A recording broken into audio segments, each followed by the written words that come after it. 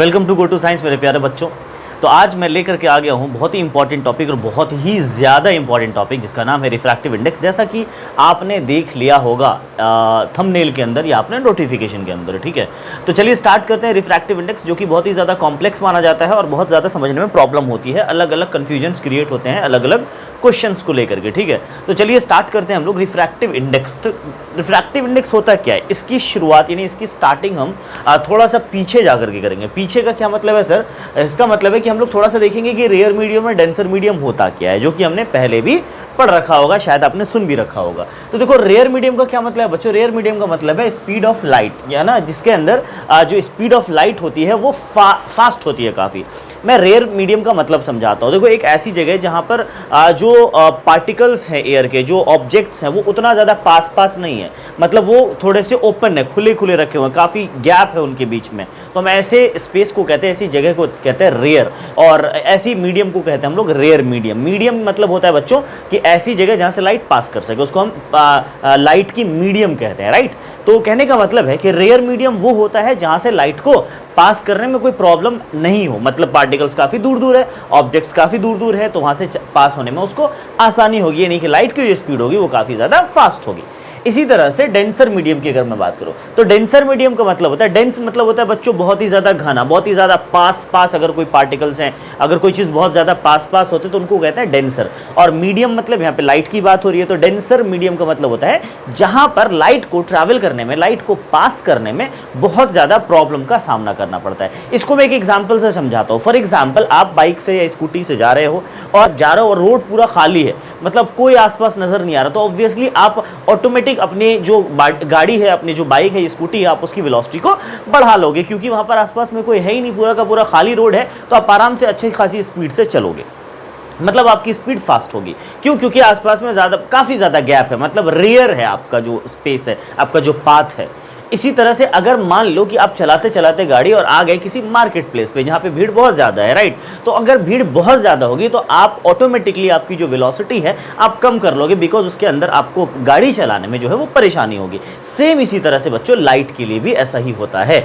Light rare medium में fast चलती है और डेंसर मीडियम में स्लो चलती है। आई होप आपको रेयर और डेंसर क्लियर हो गया होगा।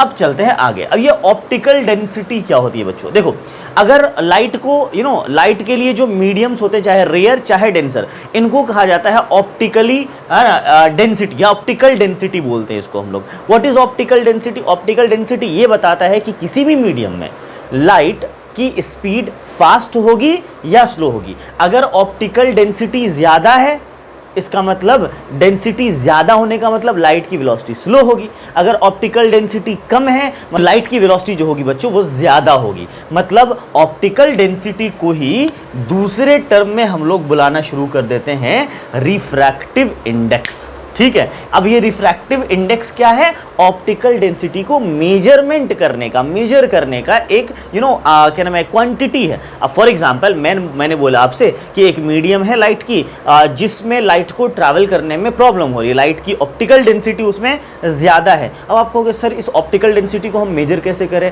तो उसके लिए एक क्वांटिटी बनाई गई और उस क्वांटिटी का नाम रखा गया बच्चों रिफ्रैक्टिव इंडेक्स। इस रिफ्रैक्टिव इंडेक्स को बहुत सारी जगह पे म्यू से भी दिखाया जाता है, बहुत सारी जगह पे एन से भी दिखाया जाता है, जैसा कि मैंने आपको यहाँ पे सिंबल बना के दिखा दिया। अब आप कहोगे सर मीडियम ऑफ लाइट कौन कौन सा है, एक आध नाम बता दो। तो देखो बच्चों, मीडियम ऑफ लाइट क्या क्या है? लाइट की जो मीडियम्स होती है वो क्या होती है?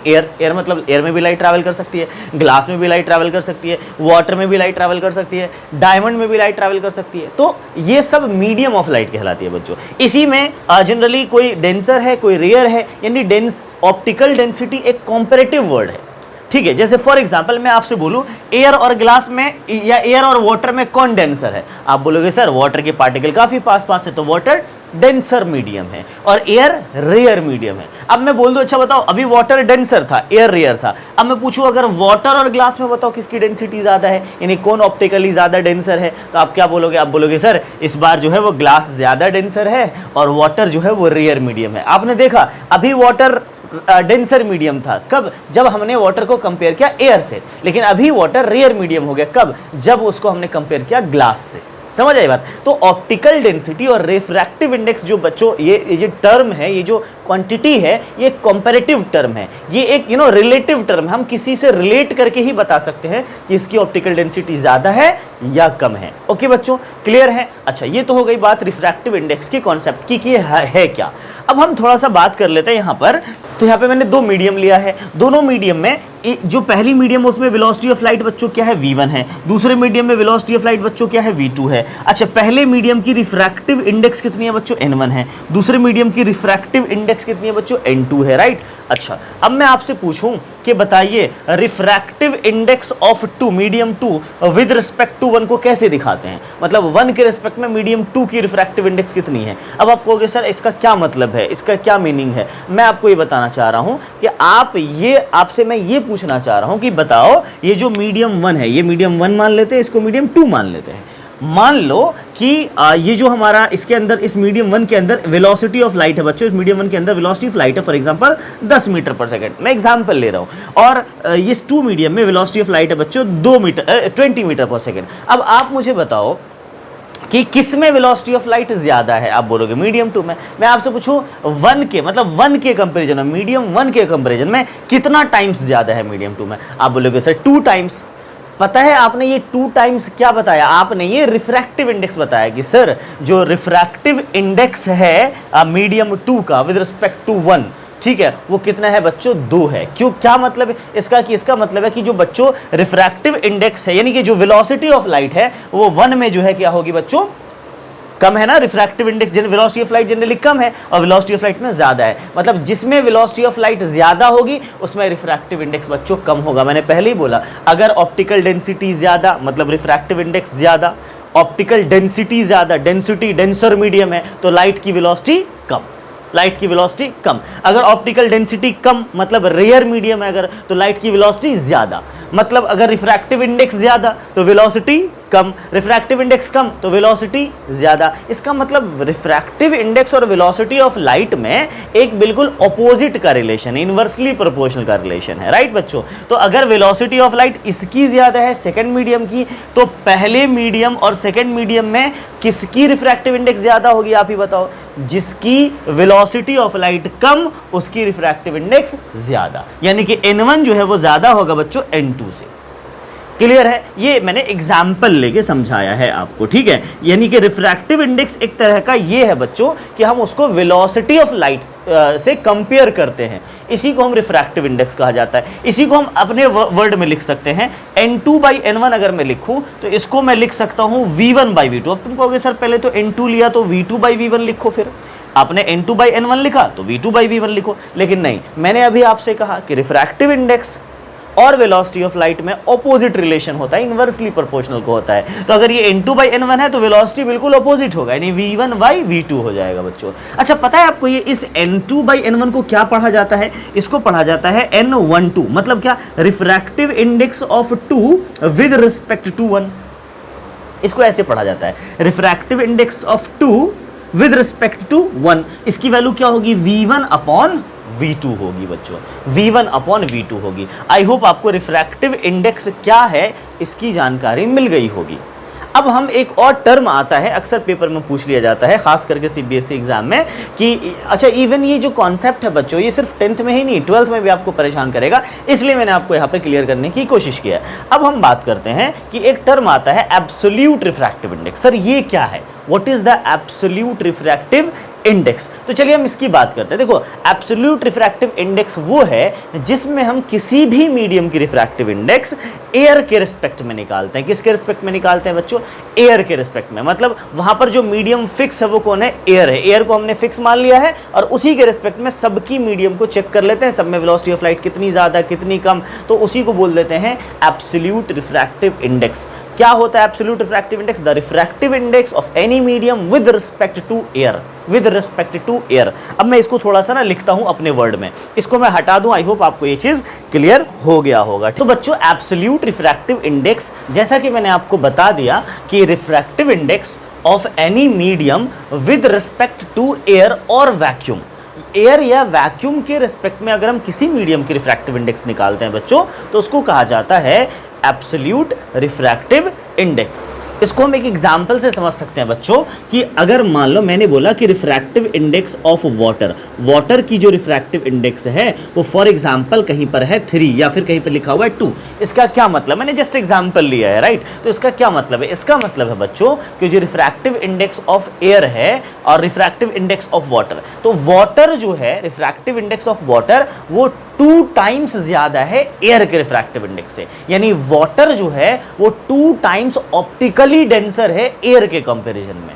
समझ आई बात, क्लियर है। तो इस तरह से हम कह सकते हैं कि ये जो refractive index, absolute refractive index होता है बच्चों, वो सीधा सीधा किससे कंपेयर करवाता है, एयर से कंपेयर करवाता है, राइट। कहीं पर लिखा मैंने कि refractive index of diamond is 2.42। इसका क्या मतलब बच्चों, इसका मतलब है कि डायमंड का जो रिफ्रैक्टिव इंडेक्स है वो एयर से 2.42 टाइम्स ज्यादा है, मतलब ये ज्यादा ऑप्टिकली डेंसर है, यानी optical density of the diamond is 2.42 times greater than the optical density of the air. हम इसको ऐसे कह सकते हैं।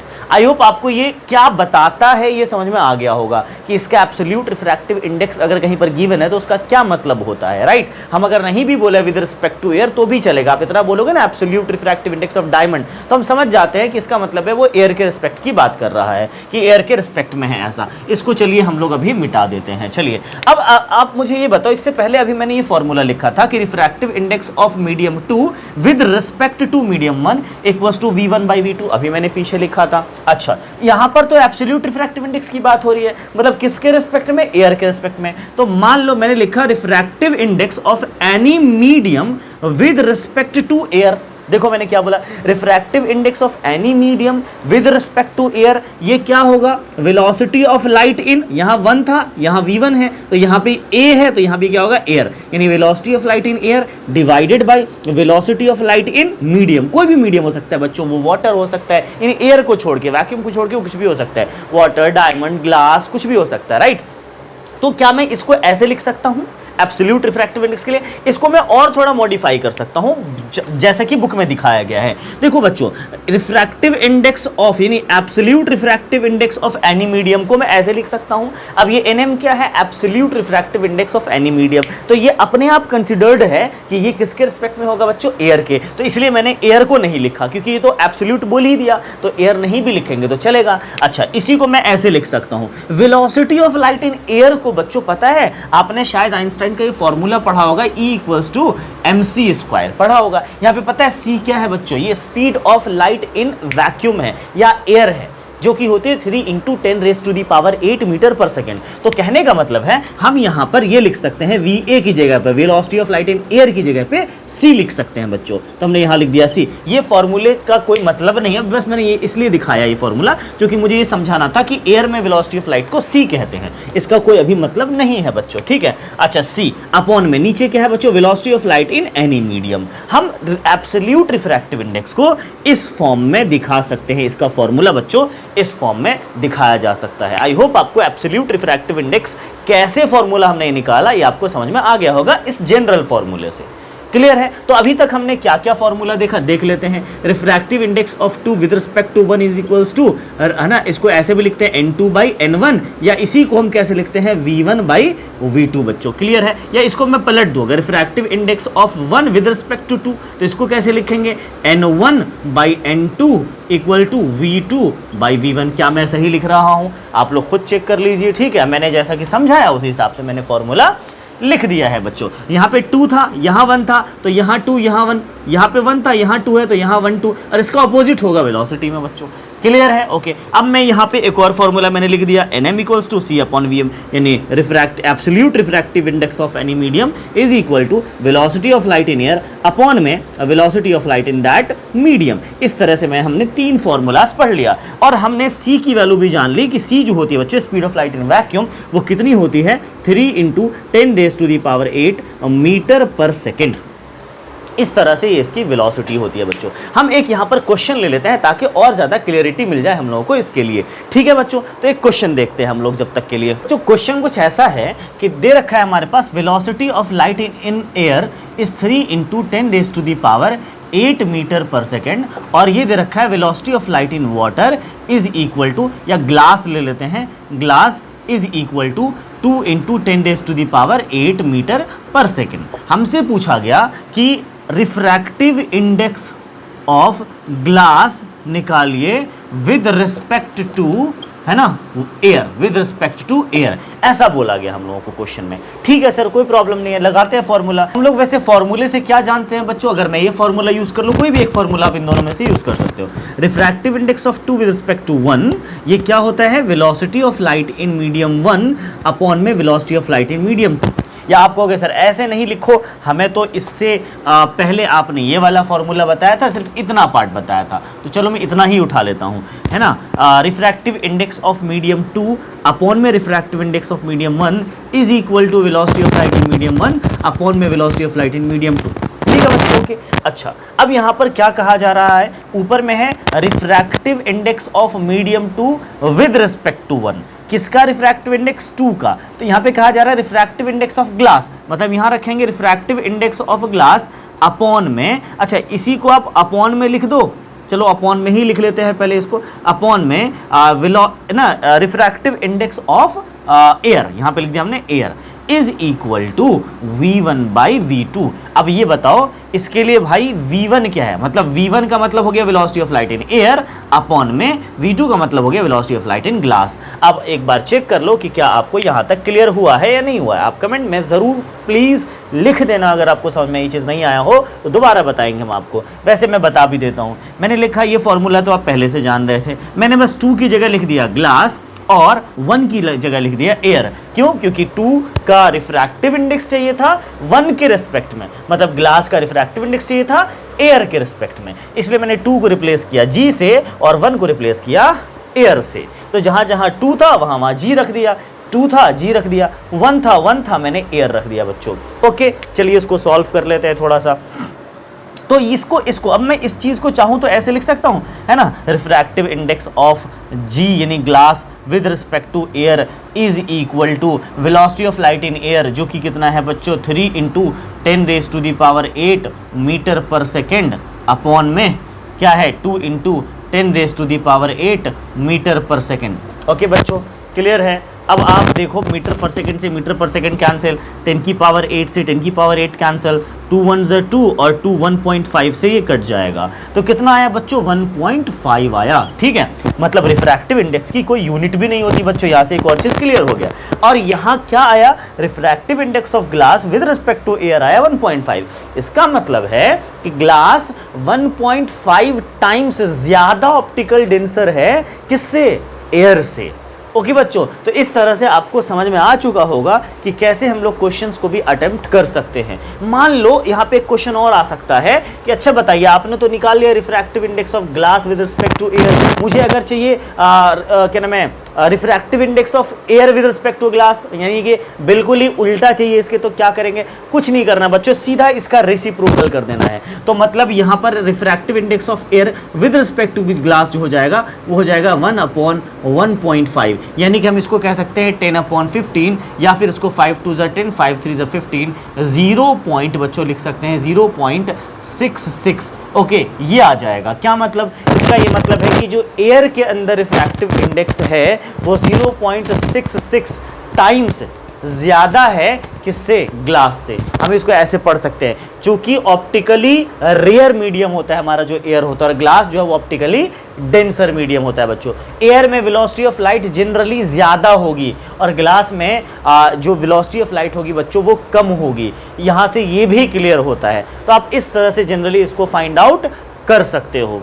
क्लियर है बच्चों, आई होप आपको जो रिफ्रैक्टिव इंडेक्स है वो समझ में आ गया होगा, वो सारी चीज़ें इसकी क्लियर हो गई होंगी। इसके और भी कुछ क्वेश्चंस हैं मेरे पास जिसको हम अगले वीडियो में जनरली उसको हम सॉल्व करेंगे। बहुत सारे क्वेश्चंस हैं मेरे पास, तो अलग अलग टाइप के क्वेश्चंस बोर्ड में पूछे जाते हैं और बोर्ड में ही आए हुए क्वेश्चंस मैं आपको सॉल्व करके दिखाऊंगा। लेकिन उसके लिए कंडीशन ये है कि आप जो है कमेंट सेक्शन में एक बार लिख के ज़रूर बताएंगे कि सर मुझे उन क्वेश्चंस को सॉल्व करते हुए देखना है, ताकि मुझे, क्योंकि यहाँ से क्वेश्चंस के आने के चांसेस 100% एक ना एक क्वेश्चंस होते ही होते हैं, तो मैं उसको ज़रूर से ज़रूर सॉल्व करने की कोशिश करूँगा। एक्चुअली थोड़ा टाइम कम मिलता है, ऑलरेडी मैं जो है बायजूस में काम कर रहा हूँ, टाइम ना मिलने की वजह से मैं रात में जनरली इसको जो है शूट करता हूँ, रिकॉर्ड करता हूँ वीडियो। चूँकि आज संडे था, आज मैं जल्दी आया था, अदरवाइज़ मैं ज़्यादातर जो क्वेश्चन सॉल्व करता हूँ बच्चों, जो रिकॉर्ड करता हूँ वो और ज़्यादा नाइट हो जाता है, 1-2 बज जाते हैं। अभी आप देख सकते हो जो टाइम हो रहा है वो 11:15 हो रहा है, आप चेक कर सकते हो अगर आपको दिख रहा हो तो, यानी 11:15 बज रहे हैं। चूँकि आज मैं जल्दी आया था थोड़ा, इसीलिए जो है जल्दी रिकॉर्ड कर पा रहा हूँ वीडियो। मिलते हैं हम लोग नेक्स्ट लेक्चर में। Thank you so much all of you, best of luck for your exam. और इसी तरह से पढ़ते रहिए, बने रहिए, ताकि यहाँ से जो है, अच्छा मैंने ये सुना है कि लाइक ज़्यादा करने से ज़्यादा बच्चों के पास वीडियोस जाएंगी, तो प्लीज़ आपसे रिक्वेस्ट है, मेरी ये रिक्वेस्ट, मतलब मेरा ये बिल्कुल ये नहीं रहता, मोटिव नहीं रहता कि आप सब्सक्राइब इसलिए करो, लाइक इसलिए करो ताकि मेरा फ़ायदा हो। अब मेरा फ़ायदा हो ना हो बच्चों, ज़्यादा से ज़्यादा बच्चों तक मेरा मोटिव है कि ये वीडियो पहुँचे, ताकि ज़्यादा से ज़्यादा बच्चे इस वीडियो का फ़ायदा उठा सके, अगर हो सके तो, अगर उनको समझ में आए तो। मिलते हैं बच्चों नेक्स्ट वीडियो में। Thank you so much, thanks a lot.